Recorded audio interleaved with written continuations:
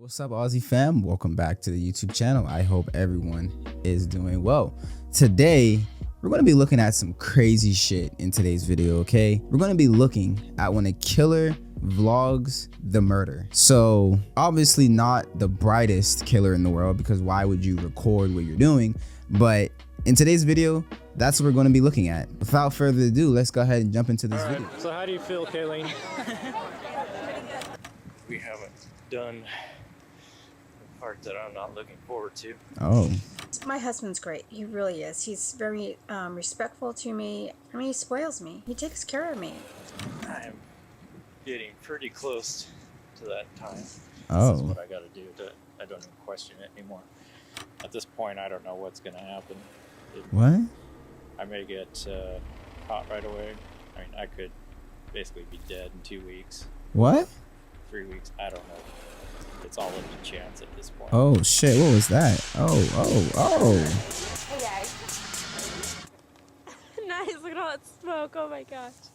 What? Though his family didn't yet know What the hell is going something on? was off with Peter Keller. What follows is found footage that just might be some of the most disturbing recordings ever filmed.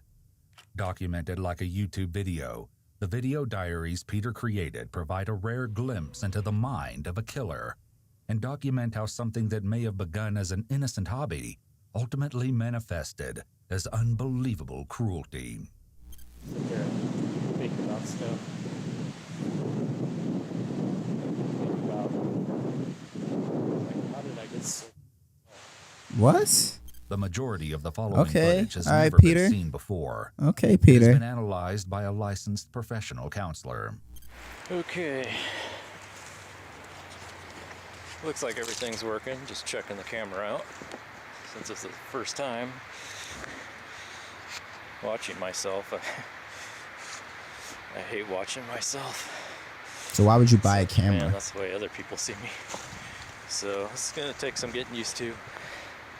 Not used to talking into a camera. Let's see, so here you can look at the trail. There's not much of a trail.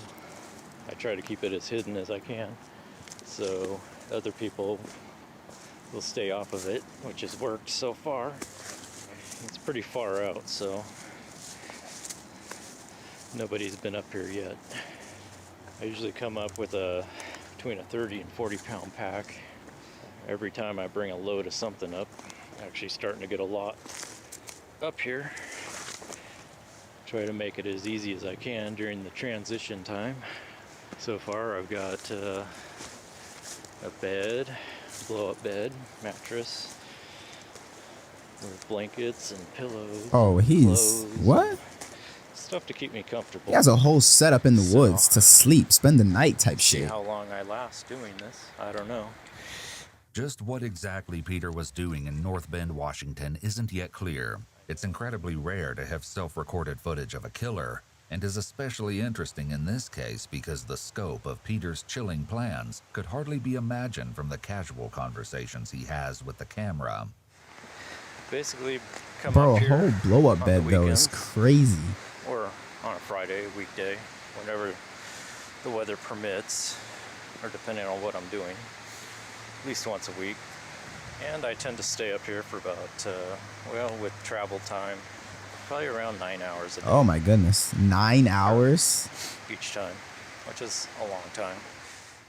When he wasn't traversing the wilderness with his camera and dog, 41-year-old Peter was also a father and a husband. Hey Dad.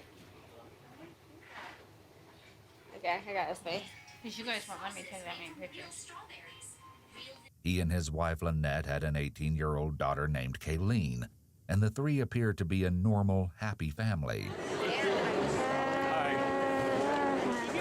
This is so crazy. Like, honestly speaking, it feels like I'm watching a movie right now. Like, it really does feel like I'm watching a movie. The way that this family documents their life. But I mean, it's not out of the normal though at the same time, because we have vloggers, we've had vloggers forever. But I think it's just the way the footage looks and how like old and the way like everything's displayed and set up. It's giving a movie vibe, but like this is real fucking life. That's crazy. Nice cut all the junk out. However, Peter's mysterious project in the woods would eventually take a terrible toll on his day-to-day life. Kayleen Keller.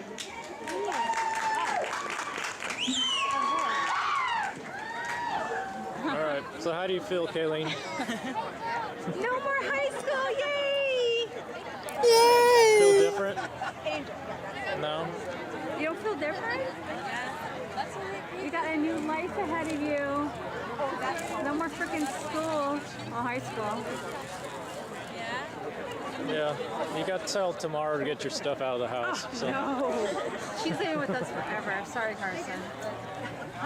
Forever.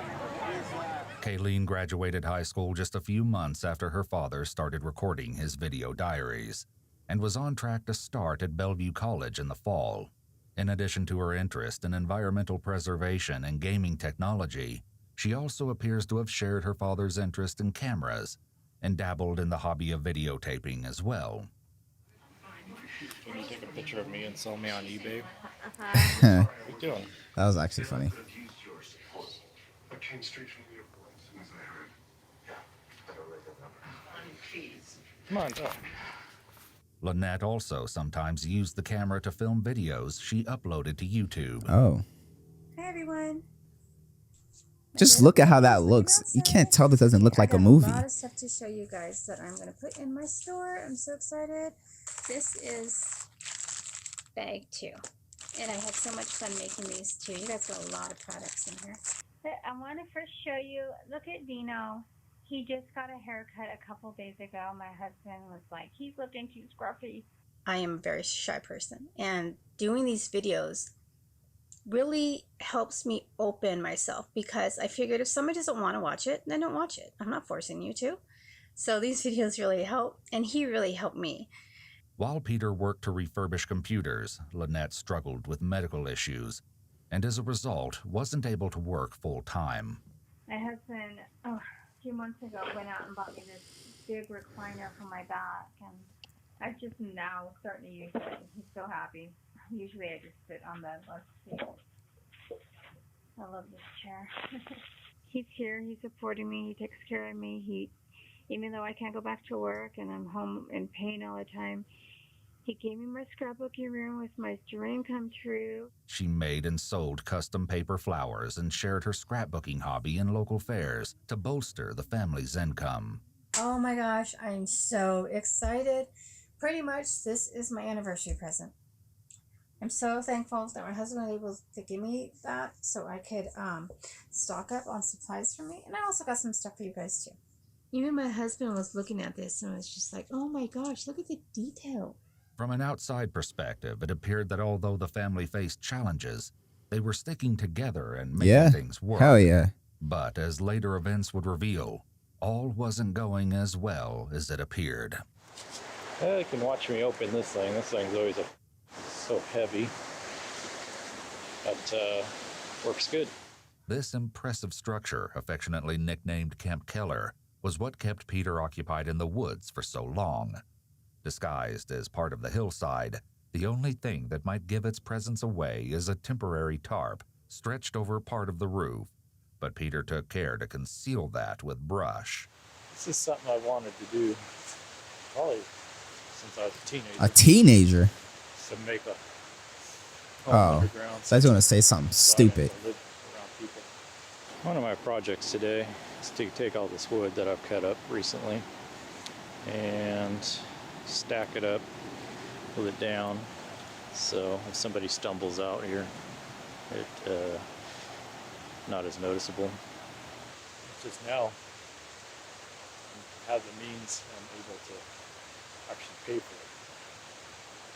I've spent a lot of money on this so far, Thousands of dollars? Thousands more on guns and other stuff, other hardware I'm going to need. Everything I can think of.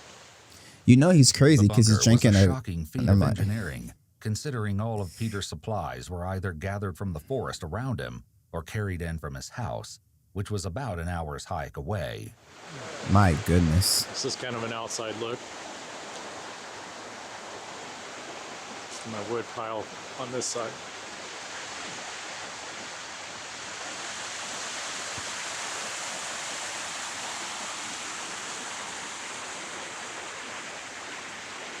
In addition to the tools and materials he needed to build the bunker, Peter carried a significant amount of food, drinks, and creature comforts into the camp. He Vodka? brought enough to set up a kitchenette, complete with an emergency vodka stash. The entire complex was powered with a generator, which Peter somehow managed to bring up the mountain. He even went out of his way to engineer a wood-burning stove made out of an inverted metal garbage can. He rigged a chimney to funnel the smoke up and out of the residence. This smoke would ultimately provide a valuable clue as to the camp's location. Other highlights of Peter's stash include multiple 5-gallon buckets, which could not have been easy to move, heavy-duty chains, and a hacksaw. What the But hell? as impressive as the wilderness construction may be, the question remains as to why Peter built it in the first place. I just feel like I'm not gonna lie, that is pretty impressive. Like, this guy has pretty much made a DIY backyard bunker, and he didn't do it using nothing more than dirt and his surroundings and trees and nature. And I'm not, y'all, that shit is pretty cool. I'm not gonna lie, it's pretty cool. getting knocked back every time financially.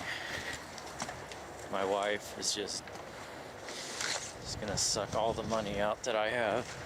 And I'm so excited because I can actually afford these deals. My husband, he gave me some money to go in here, so I'm like so excited. All right, That's a red flag. Red flag right there. Big beams in. This thing is pretty heavy. It's soaked with water, which makes them very heavy. Makes it a real.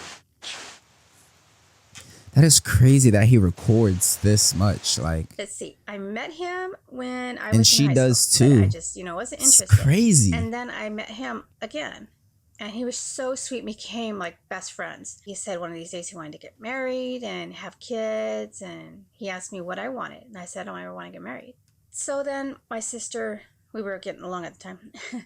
She really liked him, and she said, "Well, you gotta just, you're gonna regret it if you don't." So I was like, "Okay." This is fucking crazy.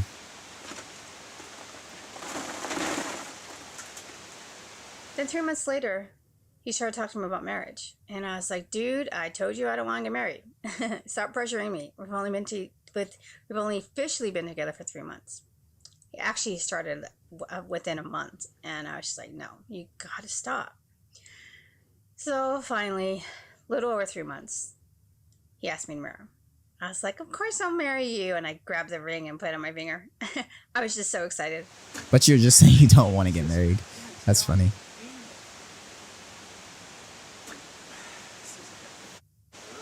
That's my story of my husband, who is my husband, who's the love of my life. Who's a At this point, I murderer? don't know what's gonna happen. I may get caught right away. I mean, I could basically be dead in 2 weeks or 3 weeks. I don't know. It's all up to chance at this point. So I don't think anyone knows where I'm at. But if they put it together, who knows? At this point, I have to take that chance. So it's just going to be a point of, go as far as I can. I do have my escape, and that's death. And I'm okay with that. So I'm getting to the point where just trying to live and pay bills and live as a civilian and go to work. He's a great guy. He stuck around with me. I'm, some guys are kind of leave when you get that, it's part of your vows. But anyways, I don't want to get on to that. It just freaks me out. It's actually more comfortable for me to think about living out here, robbing banks, pharmacies, just taking what I want. Oh my God. For as long as I can. At least it'll be exciting. What is going on with this guy? It'll be boring. And I don't have to worry about Lynette or Kayleen. What? And everything will be taken care of. It'll just be me. Peter's complaints are all too common. Honestly, it sounds like he just doesn't want to deal with the responsibilities of life anymore. Like, honestly, that's honestly what it just sounds like to me. Like, he no longer wants to deal with being a dad and a husband and paying the bills and supporting the family. The same shit that he signed up for and pressured his wife into just 3 months of dating. And now you crying about it like a little. And it's like, bro, come on, man. Come on. But could indicate the presence of major depressive disorder. Additionally, Peter is doing a lot of fidgeting in this video, signifying that despite what he's saying out loud, his thoughts might be giving him a lot of anxiety. Perhaps this stems from the fact that, as some of Peter's cryptic comments hint, there's a much darker aspect to his fantasy than he lets on. Well, I wanted to get a video log in. We haven't done part that I'm not looking forward to. I'm getting pretty close to that time. I'm guessing probably a couple months away, maybe 3. So yeah, I know I can, once I do this, I could either die then, maybe something will happen, or a few days or weeks, or maybe even years. My goal is to make it 10 years. Oh my God. But that's the other hard part. It's either to not care about dying and to still care about the project. Peter's comment that he wants to survive for 10 years out in the woods complicates an already strange situation even further. He isn't just aiming to leave his day-to-day life and job behind. There are Lynette and Kayleen to think about, and so far, he hasn't shown any interest of bringing them along on because his he's not. adventure. He wants to just disappear out of his family's life. Sweet, you guys. Sorry I'm whispering. My husband's sleeping and our little doggy's sleeping with him. Last time I was doing a video, I was talking too loud and he woke up and came out here. Part of me has a hard time even imagining doing what I'm going to do, but as I think about it, I always come up to the same conclusion every time. I'm starting to get more okay with it. What is he about to do? I feel like he's about to do something that is just... Other times I feel like I'm more than ready. I've tried to make it in this world and it just isn't happening. I'm 40 now and I am running out of time. I don't even question it anymore. It just seems like everything makes so much sense now. You know, just the more I've thought about it, the more I understand it. I don't really feel bad about it. Oh, wow. It's just the way it is. It's just the way it is. You know, certain things happen that cause this to happen. So, just kind of accepted it and just rolling with it. Well, this is it. Look at that shit. In the fucking woods. In the middle of nowhere. Got the lantern going so you can see a little bit. This is crazy. This is really where he's trying to live for 10 years. If, what I'm doing is the right thing. And I think it is. The crazy thing about this all, like the absolute most crazy thing about it, is his family has absolutely no idea what he's doing right now. Like his wife is at home just absolutely adoring this man, adoring his life and everything he's doing for the family. And he's out in the motherfucking woods building a bunker and it's talking about, you know, he wants to live for 10 years and he's given up on life and he's done with life and all this hoopla shit. And it's just like, this is crazy. You just have absolutely no idea what is going on and what this guy's doing. Like, absolutely no idea. These statements, though shocking, actually align with the earlier theory that Peter was suffering from a serious depressive disorder. You know, as I do this for hour on hour, it's like I just sit there and think about stuff. Think about, like, how did I get so fucked up? Wow. How did so many things go wrong? Your family adores you, bro. I don't think it's all my fault. I think it's more my upbringing, family life. Wow. I was just too ugly. Nobody cared. Peter's recollection of feeling off also supports the depression theory, as it's common for symptoms to emerge during adolescence. Additionally, it's known that individuals with unresolved trauma can become stuck developmentally. This could very possibly be what happened to Peter, as he previously mentioned that he'd wanted to build a camp like this since he was a teen.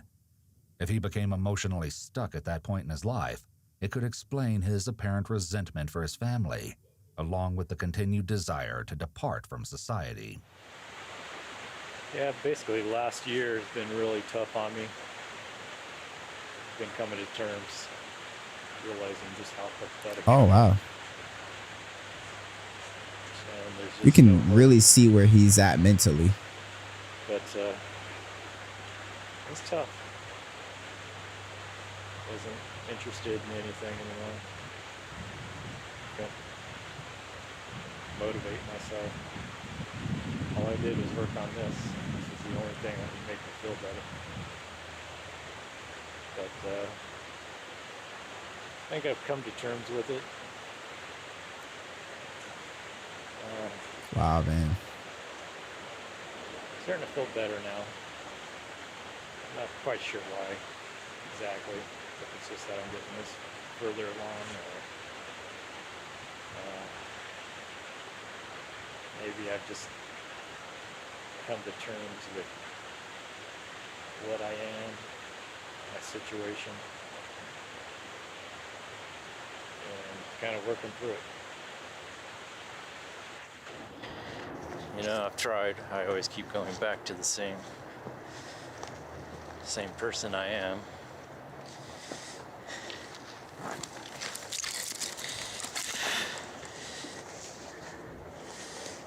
I guess it's also because I don't have anything. I never did. No money. My looks are horrible. My husband actually gave me some money, and I was going to go out and buy some of these, but I'm going to Oh, boy. instead. Oh my gosh, so awesome! Sorry, I'm trying not to get too excited because my husband's gonna be like, "What are you doing?" No personality. This is so sad. I think I mean, I'm okay. I with have it. an idea of what he's about to do. It's just I understand. Oh, man. Now, very clearly, this is the only thing I have. Oh, boy. It's just a single pick, but you know, we all add single pick. Sorry, my dog's being crazy. My husband's probably chasing him around the living room. I know, my husband spoils me. He hates seeing me in pain, so tonight he came home and he gave me another $20 because he knows I'm going to the doctor's tomorrow and he wants me to stop at Michael's and get some more stuff. Oh, Well, boy. It's about 2 weeks before the end. This is going to be my last video. Probably before till after that. Oh, man. That's terrible. I wanted to give some items for my mom and some other items, but I just want to show you this. Psst, Dino. Sorry, my husband's home. Dino. Well, it's about 2 weeks before I finally drop out of society and start this project.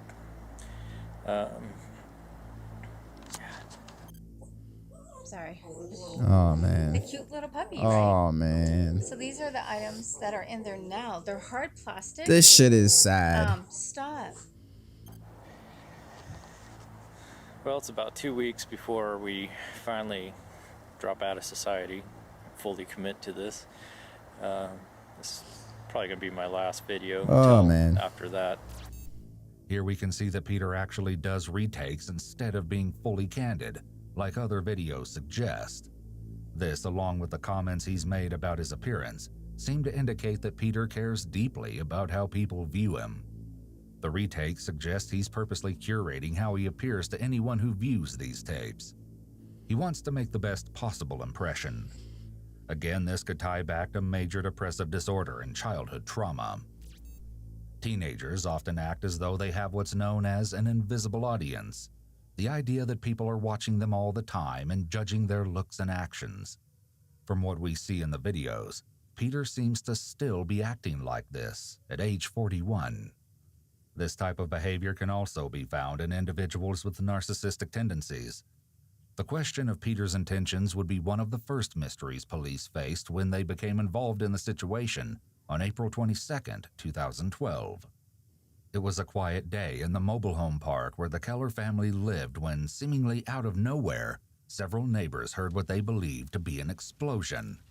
When they saw flames coming out of the windows of the Keller home, the neighbors summoned the fire department. Firefighters swarmed the home, climbing on top of it, even as the blaze ate through the roof. They had no idea just how seriously they were risking their lives until later. Once the fire was doused and investigators entered the residence, they discovered Peter Keller was nowhere to be found. Iwu spoke with Cindy West, a retired police sergeant who worked on the Keller case, in an exclusive interview.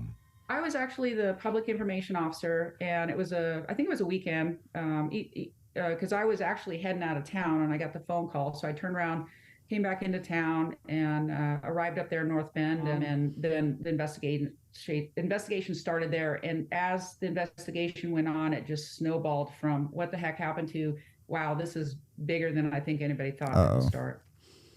For those of you who aren't familiar, a public information officer handles all inquiries about an active case, providing private citizens as well as the media with information that's been approved for release.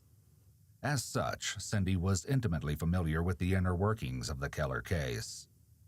The day of the fire, tracking down Peter became the police's highest priority. In just a few hours, they located his vehicle parked downtown. The keys were left inside, but there was no evidence as to where he might have gone.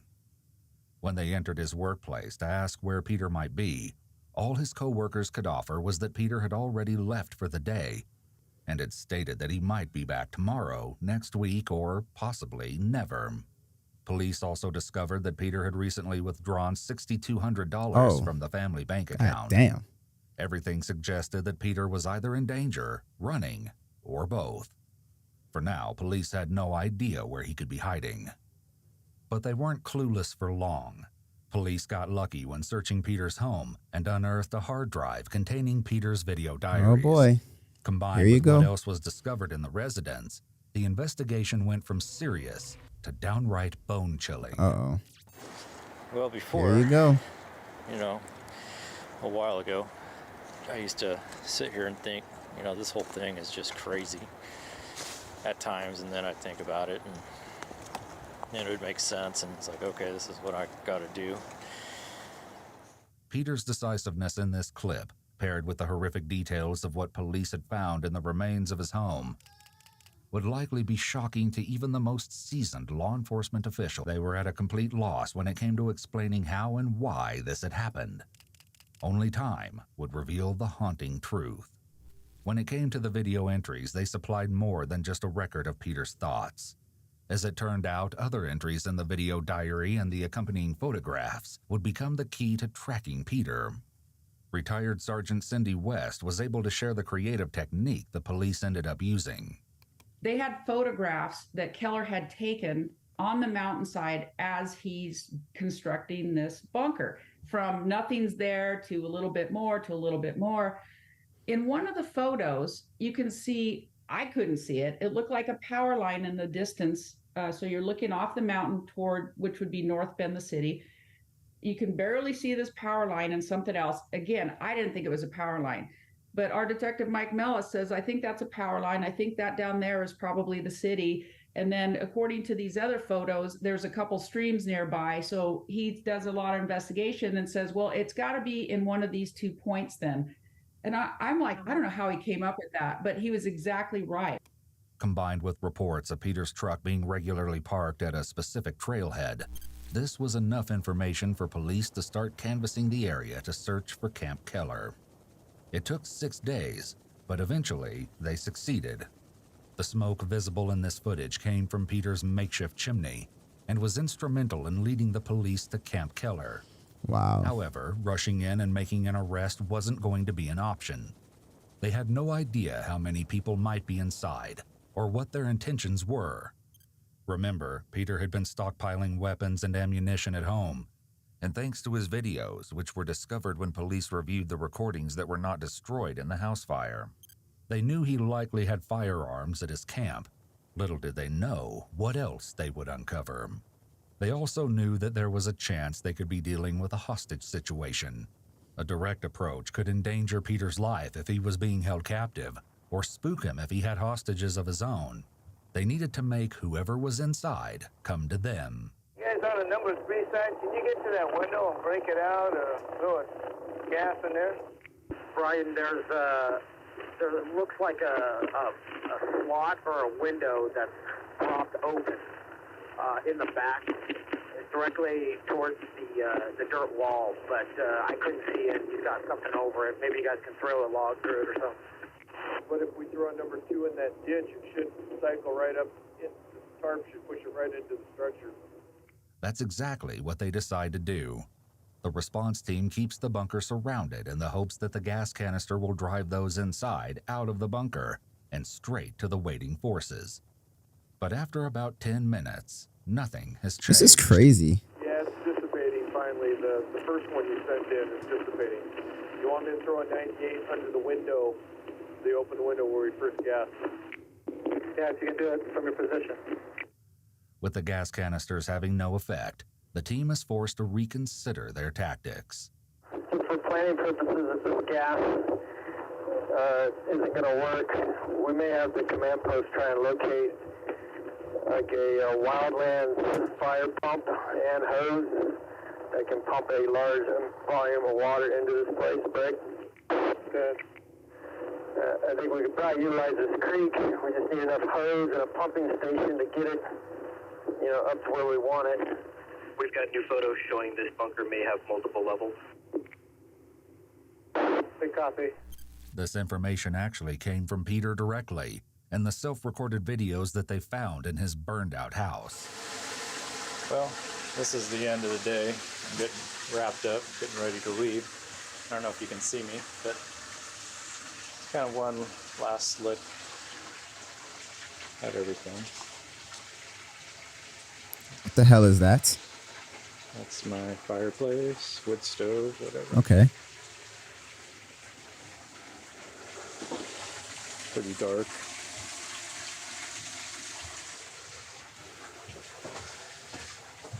Now we're going upstairs. Upstairs?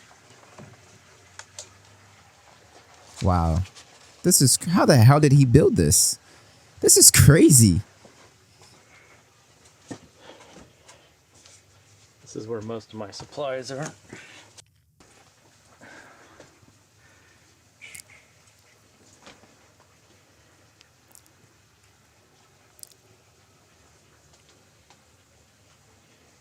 Pretty well stocked up. My window.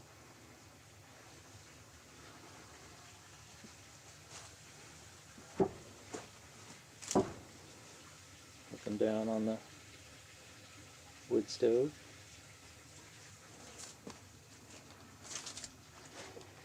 And that pretty much wraps it up for the day. Finally, police resorted to throwing a grenade towards the bunker. A grenade? Holy crap.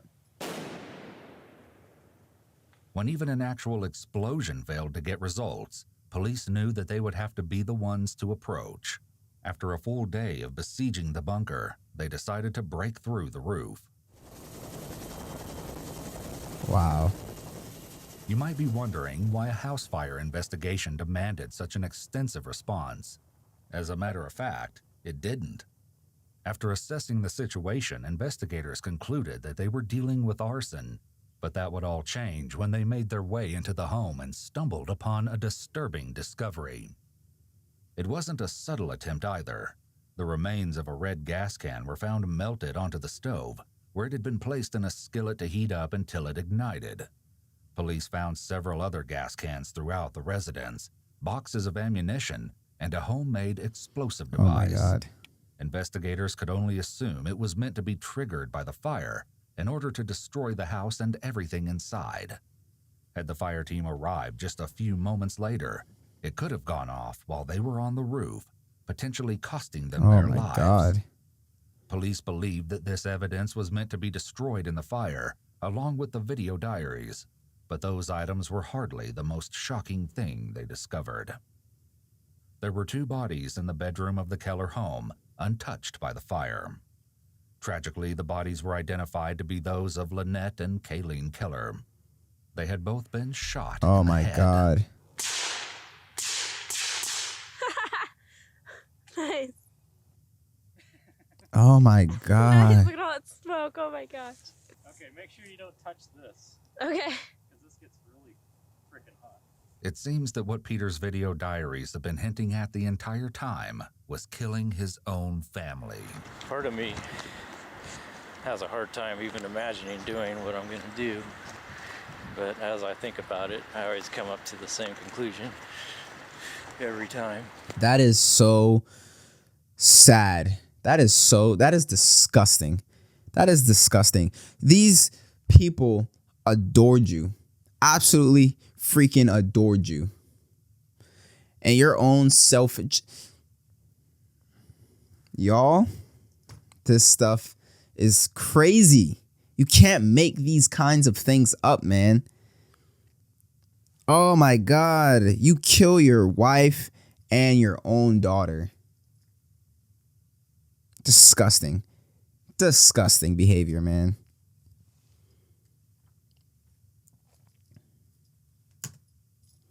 I'm starting to get more Fuck okay you. with it. Retired Sergeant Cindy West was once again willing to share her thoughts on the tragedy. I don't think either of them knew it was coming. Again, based on the conversations that we had with friends of both of them, it sounded like he was a loving, great husband. So I think they're both blindsided by it. And, you know, I don't know. This case just racks my brain. There's no way it's ever going to resolve in my brain, because you just think, why? Not only did he kill his wife and his daughter, but based on the friends and neighbors, he had this dog that went everywhere with him, hiking, or apparently to go build a bunker, you know, for all these years. And he killed the dog too. He was afraid that the dog would give him away in the bunker. And so he killed the dog too. Again, there's no Disgusting. explanation. I mean, I get that he obviously had some sort of mental illness. Dipstick wasn't hitting the oil with him, but it just makes you shake your head. I've seen a lot of stuff in my career, a lot of bad things. You just shake your head about, you know, sometimes when things happen. But this case really, really got to me. Cindy shared with us what happened when police finally made entry into Camp Keller. And what they find inside the bunker is even more shocking than anyone expected. When our TAC 30, aka SWAT guys, discover the bunker, of course, they surround it and make sure everybody's safe, let everybody know what's going on before they hail to him saying, hey, you know, come on out with your hands up, yada, yada, all that. And it was just a short time after they initially tried to make contact with him that they heard a pop. So they didn't know, did he have an accidental discharge? Was it something else? They didn't know. When the walls of Camp Keller were finally breached, police discovered that Peter had stayed true to his word and ended his life when faced with capture, soon after the police surrounded his stronghold. Perhaps this was Peter's only intention all along. He wanted to achieve this teenage fantasy of living out underground in the woods before he died. But he had no end game other than his own death. Well, the fact that he was found was significant. We were worried what he might do to somebody else.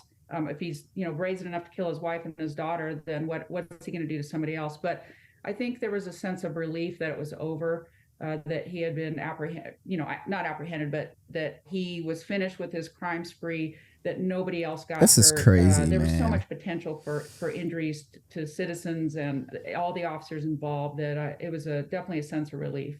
The camp was turned over to King County Department of Natural Resources, who eventually destroyed the bunker. Peter's cash hoard was donated to a memorial scholarship established in memory of Lynette and Kayleen. Fuck that guy. Fuck that guy, man. Absolutely disgusting. Disgusting human being. That one really got under my skin, guys. I'm not gonna lie. Like the way that everything was filmed, the way everything was captured, just having him vlog what he's vlogging, then you have his wife vlogging what she's vlogging. She absolutely adored this man. She loved this man. She was very, very appreciative of everything he was doing, how he was supporting the family, giving her money, supporting her dreams. And then just out of absolute nowhere, you take her life, you shoot her in the head, and then your daughter, who seemed like she absolutely adored you, she loved you, and you kill your daughter. Just absolutely disgusting behavior. But that is going to do it for this video. I hope you guys, I'm not gonna say enjoyed this one, I hope you guys did find this case interesting or find this video interesting. If you like what you saw, make sure you like, comment, and subscribe to the YouTube channel, and I will catch all of you guys in the next one. Peace.